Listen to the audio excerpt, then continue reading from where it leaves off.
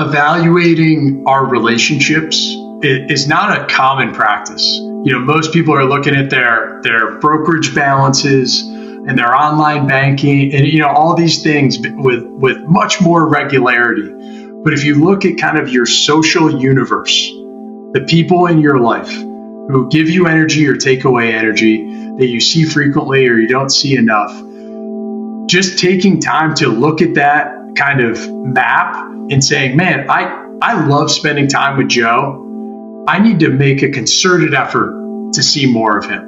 The thing we say all the time is that if a relationship is important to you, it's up to you to take control of it.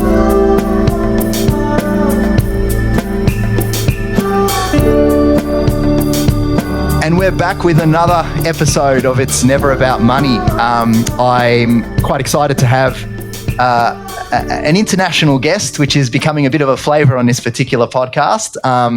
We've got Alex Kirby from Total Family Management, is the CEO of Total Family Management, in fact. And Alex has attended the University of Maryland, Robert H. Smith School of Business, and Canisius College. I hope I got that right. Total Family Management is a company focused on family coaching and helping families through the dynamics and personalities that are in the family to create better cohesion and better family wellness and long-term satisfaction for everybody. That sounds pretty good to me. How are you, Alex? Good. Thanks for having me. It's great to be here. So, Alex, to kick off, I think, we talk about in It's Never About Money how important it is that our money is pointed towards our family and how important family is in having a life well led. And you talk about, and we've talked about this before, this idea of sort of family well-being. Could we perhaps start with unpacking a little bit what family well-being actually means? Yeah, I don't know if it's specific to families, Joe. Yeah. When you think about, I see you got your coffee there. We're on the East Coast, so it's late here. It's like water or beer time here. But when we talk about well-being as a whole, it's really, it's never about money or this idea of wealth, right? To us, wealth is well-being. So when you say you're a wealth manager, some people say that, but they really mean they're a financial manager.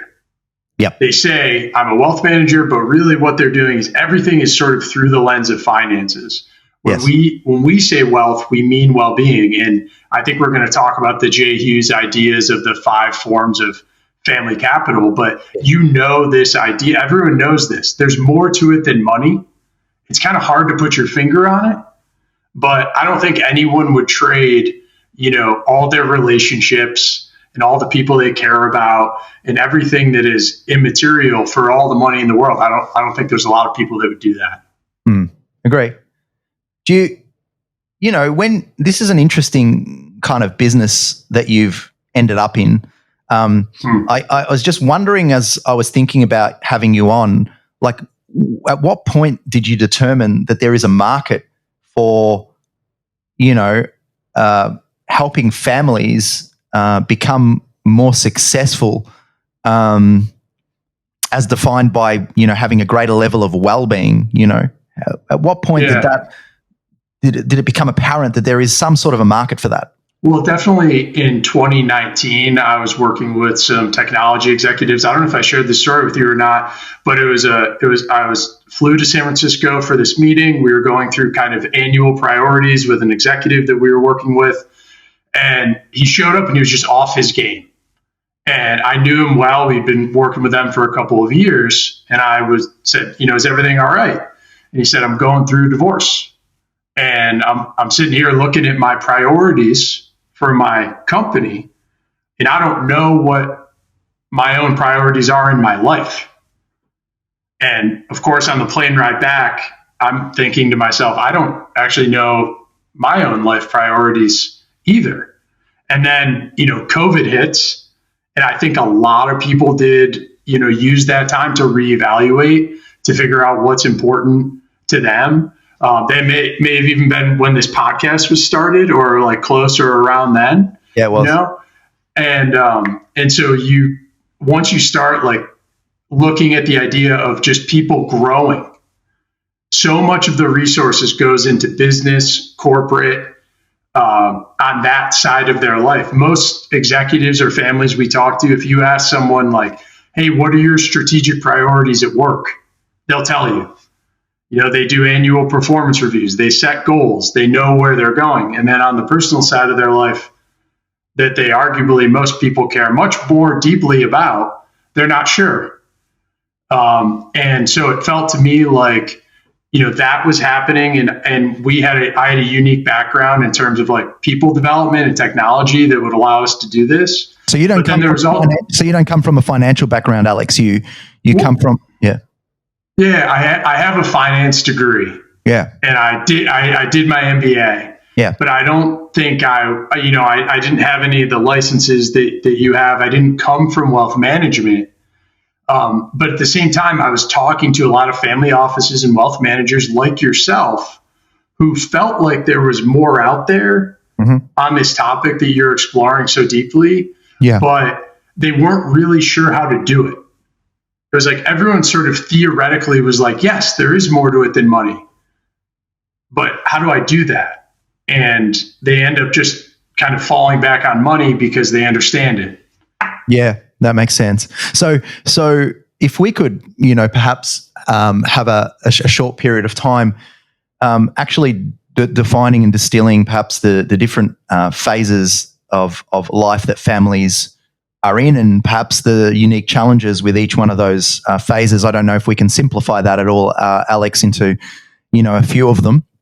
But that would be a good starting point, because if we can understand and identify what the challenges are and as they pertain to finances and other areas, then we can potentially have a solution. Yeah, I think one of the things that's important to know about us is we just believe every household or individual needs a vision. So for us, vision is purpose, values, and roles. The top roles that you play in your life. I listen to your podcast. So I know you're a very proud uncle. I am. It's like, where in your roles is uncle versus podcast host versus like someone who's out there in the world, volunteer, whatever. So that's roles. Values is what's really important to you, and then purpose is like that kind of horizon that you're always striving for, but you never really reach. So when we talk about vision and we're going through these family life phases, that's really what we're doing for all these groups of people. It's like, if you have a vision, that's a really nice place to start for most individuals and most families. So the first one is obviously like a single adult. Yep. This could be someone who's on their own. Yep. For the first time. I think for a single adult, they have so much of a blank canvas. It's like you could be anything. You could live anywhere. You could, you like a lot of times they have less obligations and less ties. And so they're sort of like paralyzed by the decision sometimes. Yeah, that makes sense. Yep. And certainly like in America, who is like very career driven, right? It's like, well, where am I going to make the most money? Where can I, climb the corporate ladder? Like all these things are in the back of your head as a single adult. So in some ways, for a single adult, without necessarily the accountability that comes with, a partner and kids and things of that nature, sometimes the allure and the appeal of just pedaling the wheel in work and making more money, or perhaps being maybe even not focusing on money, but being focused on our career and the importance of that, ends up taking the predominant amount of our time, potentially. Yeah. Or you could be focused on like the wrong things. Yeah. Or you could kind of be like pursuing something because you think you're supposed to. Like, everyone in my family wants me to be a doctor. And they would all be heartbroken if I left medical school or didn't go to medical school or whatever. And so they have a lot going on. And a lot of times they don't have the partner who balances them, or someone to bounce ideas off of. Or sometimes, like the kid, like as you said, kids can tie you down in a good way in terms of limiting some of those choices. But I think for that single adult group, it's like they could be just a little bit alone, and trying to think about that stuff. The next is committed partnerships. So these are people who are together but don't have any kids. No. And then I think, mostly for the first time there, it's like you're bringing this other person into your life and you're trying to mesh everything together. So it's not, it's like a merger at any company, right? There's like two cultures coming in.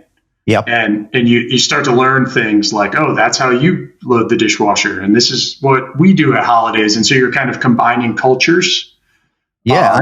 Even at that level, Alex, isn't it? It's so, it's just the second phase, right? With committed partnership, and it is so complex in and of itself. Two completely disparate biologies and past histories coming together and trying to make things work in and of itself have such complexity, without even thinking about the complexity of potentially running a business with that person as well, or having kids with that person as well, and all of those things. So yeah. And I think we want individuals to have their own values. We feel like it's really hard for people to talk about values if you don't know what they are. Yes. And so the work of doing the individual values for those folks and letting them combine and saying, oh, like you are, maybe you are prioritizing honesty and I'm prioritizing integrity, but those things aren't that different, in a lot of ways. So those are things that we have in common. And usually if your value systems are too far off from someone, you're probably not going to, spend the rest of your life with them. But you're going to have some overlap. Yep. Of course, in any of these phases, you could have, you can lose parents and you can have tough things happen, whether it be a job loss or losing someone important to you. So those are variables throughout all the phases. The next three are raising young kids, raising adolescent kids, and then launching kids. And the reason that we think about these phases like this is because obviously if you have no kids or you have, 18-year-old kids, you're going to have different things going on in your life. And for those three phases, they do tend, our clients want to talk about their kids a lot. Their kids are a huge topic of conversation. They're very important, raising good people. But the challenge is change. And I think with a lot of parenting stuff, it can be isolating too, because you don't always have people to talk about these problems. And then the last one is retirement, basically. Empty nesters, whatever you want to call it. And I think for those people, if you're thinking about it from the lens of a problem, it would be like work's really important to people, or your kids are really important to you. And now the kids are gone and work is potentially gone too. So what do you feel? What's going to fill that bucket? Because a lot of people are retiring and then they live for like 30 more years. So that's a lot of time. It's like we've spent a lifetime assigning our job, our kids, to our ego and what we are. And then all of a sudden we don't feel that we're needed in that way anymore. And it's very, very a quick sort of dismantling process that needs to occur, which can be kind of a little bit of a crisis, I can imagine. Yeah, for sure. We say retirement is a goal, not a vision. And I think that there is a lot of confusion for people if they think retirement is that vision. If you're like, well, what do you want to do? They're like, I want to get to retirement. But that is, you're probably going to get to it. You're probably going to retire. It's going to happen. Yeah. So then what? Like, how are you going to stay sharp? How are you going to stay active? How are you going to just stay fulfilled as a human being? Is a big question. But if you just think retirement is the vision, you're going to be in trouble when you get there. Alex, this concept of social fitness, I think there was some sort of Harvard study around this. Could you kind of describe what that is about? Yeah. So the term social fitness comes from the Harvard study of adult development. Yep. It's an 85-year longitudinal study, which means it's following the same participants for their entire life. Yep. And there's a book on it called The Good Life, which is an amazing book. Okay. We're actually going to do a little like book club podcast as a company with some special guests. So not a competing podcast, Joe, I promise. No, I'd love to promote it, and I'll definitely put in the show notes a link to that book, and I'm looking forward to reading it myself. So yeah, it's wonderful. And so what they found after 85 years, their main finding was that relationships are important to your long-term health and happiness. They matter a lot. Right. And there's no surprise, right? Like, this is a great and a timely episode, because I spoke to Dr. Lisa Williams in a previous episode, who was really advocating for it's not a problem if you are if necessarily you're a spendthrift, you like to spend money. It's the types of things that you spend money on that are important. And so the idea of spending money on experiences where you are tied in with other individuals, maybe within your family, actually brings a lot of well-being and meaning in your life, rather than purchase of a particular product, for one of a better, like a car as an example. A car might bring you well-being, but generally speaking, what you're saying makes a lot of sense around experiences. Yeah, relationships are super important, and it's kind of like easier than ever to be alone. With technology and just sitting in your house, and you can kind of feel connected with people or whatever, but you're not really there. You're not really connected with people. And so social fitness, just like, you would go to the gym every day to stay in shape, that might be, reaching out to people who give you energy and that you care about, picking up the phone and calling them, asking someone to go grab a cup of coffee. Yeah. You can't sit around.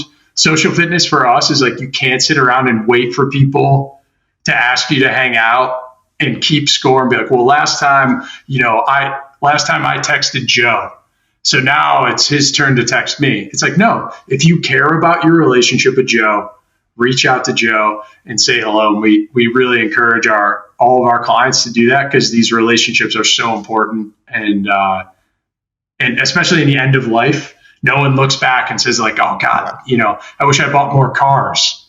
No. Right? They say things like, I wish I was a better friend. I wish I was a better dad. I wish I was a better whatever. Yeah. So this idea of social fitness, really, as it pertains to family, it kind of seems that, if a family is in a family business, on the detraction of potentially going into something like that, you've got to be really mindful of this social fitness side of things. The idea that the business itself actually takes all the bandwidth that was previously available to ensure that the relationships are harmonious and they're deep and they're connected and they're communicative, where all of a sudden now father and son are just talking about business all the time, perhaps even squabbling about different views with respect to business, even husband and wife, or even children competing to try to become the next gen within the business, and forgetting about this sort of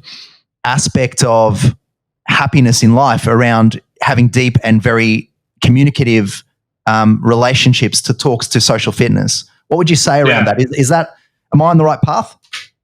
Yeah, definitely. I think I would just say that, you don't want to lose in whatever family business you're in, whether it's like with your partner or spouse or with your kids.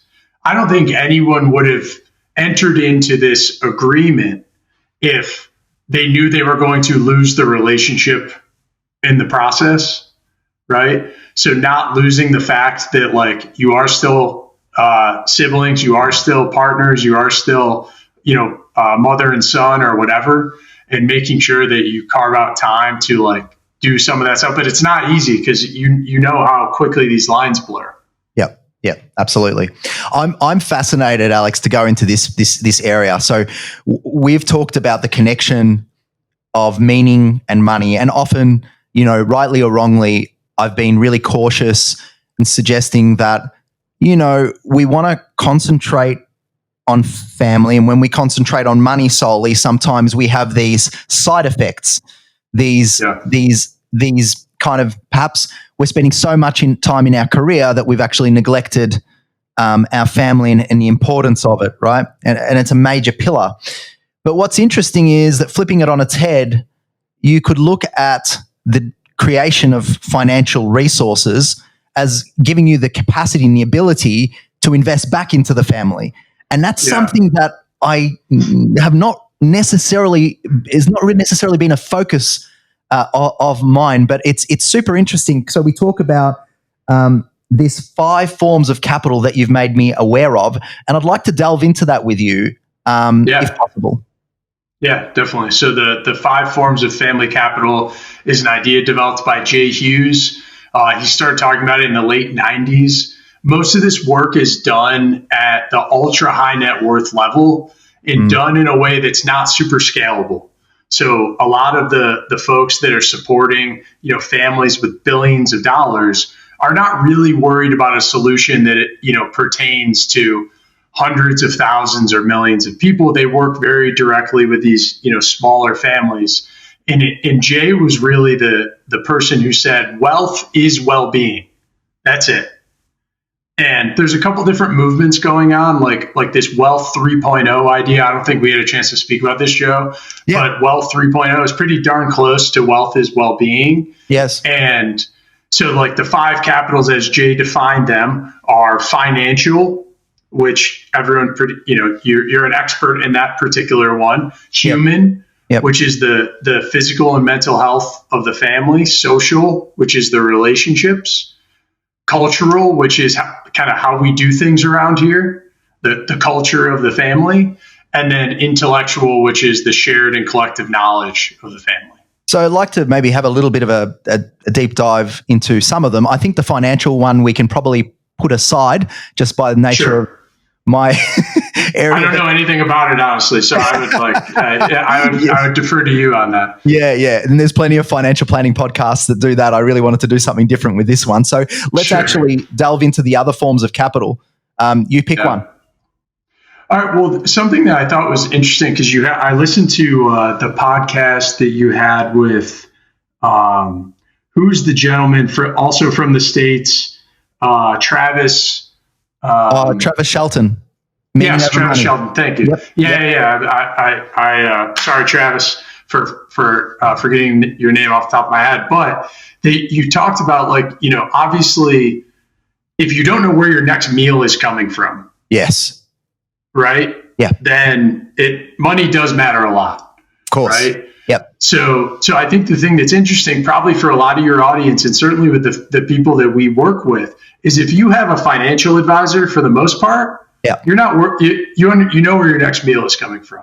Correct. Right? Yes. And so to me, that feels like it's a shame if we don't take the time to reflect and use some of this time and some of these resources in the way that you and I are talking about. Yeah. Because if we were in that other situation, we wouldn't have a choice. Right? Yes. So let's start with human capital, which is the physical and mental well-being of the family. That is very, very important to everyone. And if you're going to be the way to invest in it, so we're always taking money from the financial bucket and putting it into these other forms of capital. I think we wanted to give actionable investments that your listeners and people could make, right? Yeah, so we're talking about, on this is a physical health and mental health aspects of things with respect to the family. So an investment of time in education into how important sort of exercise programs are. The investment of time into, personal development and making sure that we're all, anxiety-free, depression-free as much as we possibly can. Those types of aspects of things.